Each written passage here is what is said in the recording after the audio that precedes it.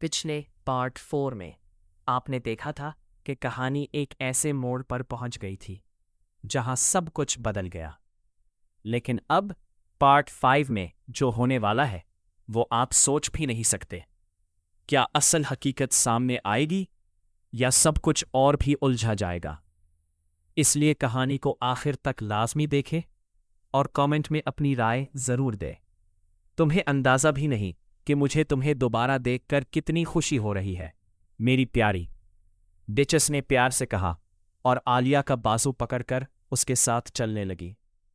आलिया भी खुश थी कि आज वो अच्छे मूड में थी। उसने दिल में सोचा, शायद किचन में मिर्च ही थी जिसने इसे इतना गुस्सा दिलाया था। आलिया ने खुद से कहा, जब मैं डिचस बनूंगी तो अपनी किचन में कभी मिर्च नहीं रखूंगी। शायद मिर्च लोगों को गुस्से वाला बना देती है और सिरका उन्हें खट्टा और कुछ चीज़ें बच्चों को मीठा मिजाज बनाती है। वो इन्हीं ख्यालों में खोई हुई थी कि अचानक डिचस की आवाज़ सुनकर चौंक गई। तुम कुछ सोच रही हो, इसीलिए बात नहीं कर रही। फिर डिचस बोली, हर चीज़ में एक सबक होता है, बस उसे ढूंढना आना चाहिए। आलिया को उसके इतना करीब होना पसंद नहीं था, लेकिन वो बदतमीजी नहीं करना चाहती थी, इसलिए खामोश रही। डिचस हर बात पर कोई ना कोई सबक निकालती जा रही थी। दुनिया मोहब्बत से चलती है। अगर तुम समझदारी का ख्याल रखो तो बाकी सब खुद ठीक हो जाएगा।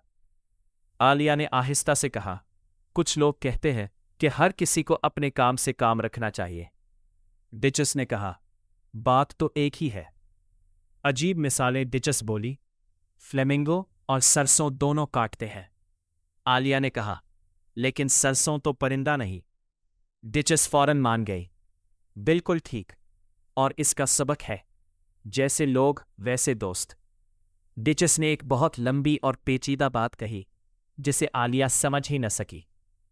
आलिया ने कहा, अगर ये लिखा होता तो शायद मैं समझ लेती। अचानक मलका सामने आ गई। चेहरा गुस्से से भरा हुआ था। या तो तुम या तुम्हारा सर, उसने चीख कर कहा। डिचस फौरन वहां से भाग गई। मलका ने आलिया से कहा, चलो खेल जारी रखो। मलका हर वक्त चीख रही थी, इसका सर काट दो, इसका भी। आखिरकार सबको पकड़ लिया गया। सिर्फ मलका, बादशाह और आलिया बाकी रह गए। मलका ने पूछा, क्या तुमने नकली कुचवा देखा है?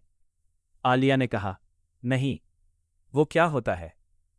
मलका ने कहा, चलो, वो तुम्हें अपनी कहानी सुनाएगा। रास्ते में उन्हें एक अजीब मखलूक गिरिफन मिली। फिर वो एक उदास किचवे के पास पहुंचे। वो बहुत उदास था, जैसे दिल टूट गया हो। गिरिफन ने कहा, ये सिर्फ उसका ख्याल है, असल में कोई गम नहीं। किचवे ने कहा, एक वक्त था जब मैं एक असली कुचवा था।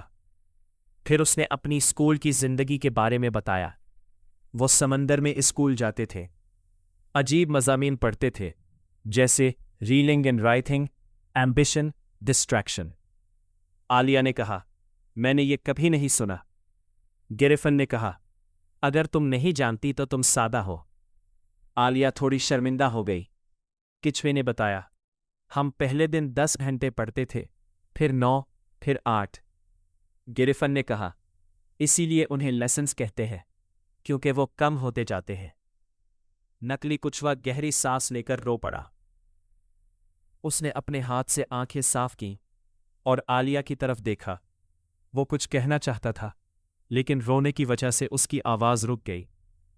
गिरिफन ने कहा, ऐसा लग रहा है जैसे उसके गले में हड्डी अटक गई हो। फिर उसने उसे हिलाना शुरू कर दिया। आखिरकार किचवा संभला और आंसुओं के साथ बोला, शायद तुमने कभी समंदर के नीचे जिंदगी नहीं गुजारी। आलिया ने कहा, नहीं, और शायद तुमने तभी लॉबस्टर से मुलाकात भी नहीं की। आलिया कुछ कहने लगी, फिर रुक गई। नहीं, कभी नहीं, कुचवा बोला।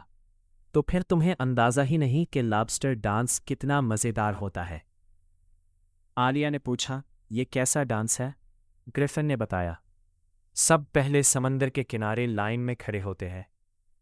कुचवा बोला, 2 लाइनें, मछलियाँ, कुचवे, सेल वगैरह।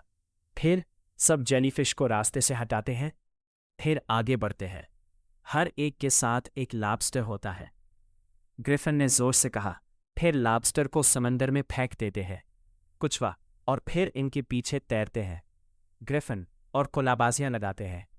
आखिर में फिर वापस आ जाते हैं और डांस खत्म। आलिया ने कहा, यह तो बहुत दिलचस्प लगता है।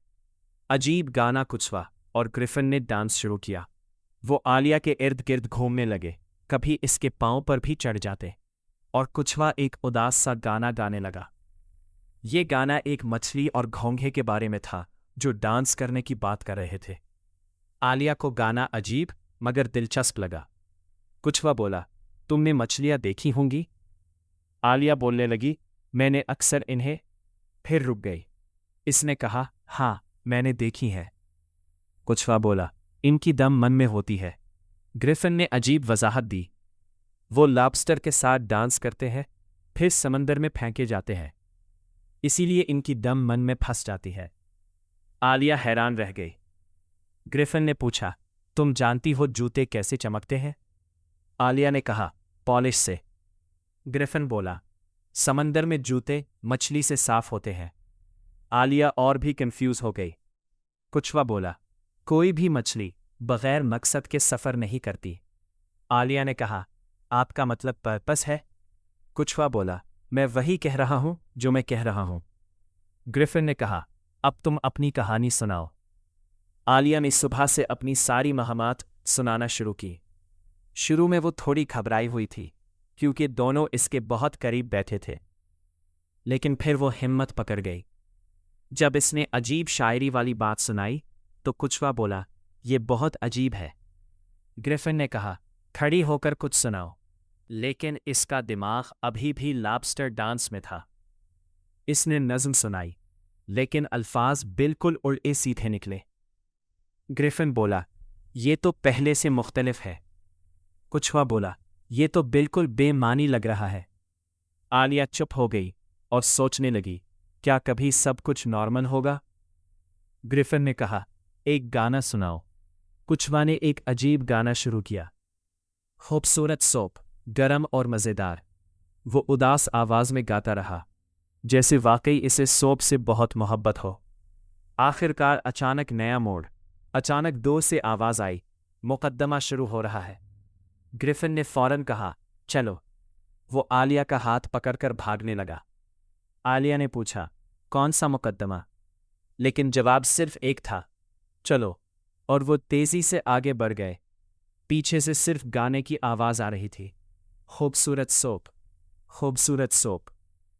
लेकिन ये आवाज़ रुक ही नहीं रही थी, जैसे वो इनका पीछा कर रही हो। क्या ये सिर्फ एक गाना है या किसी खतरे की निशानी? आगे क्या होगा?